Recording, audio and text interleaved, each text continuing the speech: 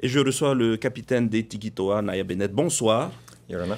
Vous êtes vice-champion du monde à la précédente édition également. Vous étiez finaliste de la Coupe du Monde.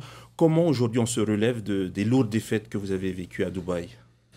Ah bon, je pense que ça fait partie de l'apprentissage, hein. Donc je pense que ça nous ramène également à l'humilité, hein. Donc quand on arrive à un tournoi de cette ampleur, il faut savoir que ce tournoi, après la Coupe du Monde, c'est le plus important, hein. C'est ce tournoi de Dubaï. Donc il y a les meilleures équipes et il faut arriver à ce genre de tournoi prêt et à 100% de ses capacités.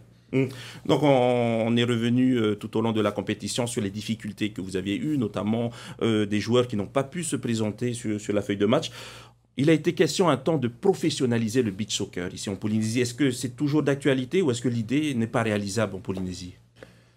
Enfin, pour nous, voilà, nous sommes pas, c'est pas nous qui décidons, mais pour comparer, c'est sûr que lorsqu'aujourd'hui tu tombes contre des équipes comme la Russie et l'Iran, qui sont professionnelles depuis maintenant plusieurs années, on voit la différence. On l'a vraiment ressenti, hein, face à l'Iran, par exemple.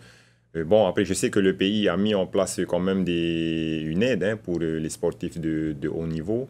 Mais bon, il y a une différence. Sur le plan technique, athlétique Voilà, après c'est ça, c'est la différence, c'est que eux, c'est leur métier, ils le font toute la journée, hein.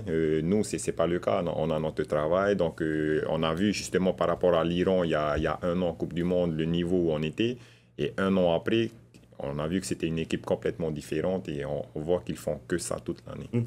Pourtant, il y a certains joueurs qui avaient tenté d'évoluer dans le championnat suisse, par exemple, chez les Sable Dancers, ou encore Hemanou qui était allé aux Bahamas. Donc, est-ce qu'aujourd'hui, vous tentez quand même de placer des Tiki Toa dans des compétitions relevées pour justement garder ce niveau? Oui, voilà, ce genre de compétition, malheureusement, ça se passe que pendant l'été, hein. Donc, Raymanu qui est là-bas ne joue que pendant l'été. Donc, dès que l'hiver arrive, il y a plus de beach soccer. Donc, la différence avec les Iraniens, c'est qu'ils tournent dans le monde entier. Et chez eux, ben, ils font que ça toute l'année. Donc, c'est voilà la différence, en fait. Et donc là, on a vu qu'il y a encore beaucoup de travail à faire, notamment pour essayer de convaincre les employeurs de libérer nos Tikitois pour briller lors de ces compétitions-là. Est-ce que vous pensez qu'aujourd'hui, vous pourriez avoir quelques petits coups de pouce pour pouvoir avoir l'effectif complet des Tikitois pour la prochaine compétition? Ben, c'est sûr que si on peut avoir l'équipe au complète pour les d'abord, il faut savoir que la Coupe du Monde n'est pas acquise, hein. Il y aura les éliminatoires à passer d'abord. Et donc, moi, je pense que l'objectif premier, c'est de passer ces qualifs et de se qualifier pour la Coupe du Monde. Donc, on sait ce qu'il faut faire.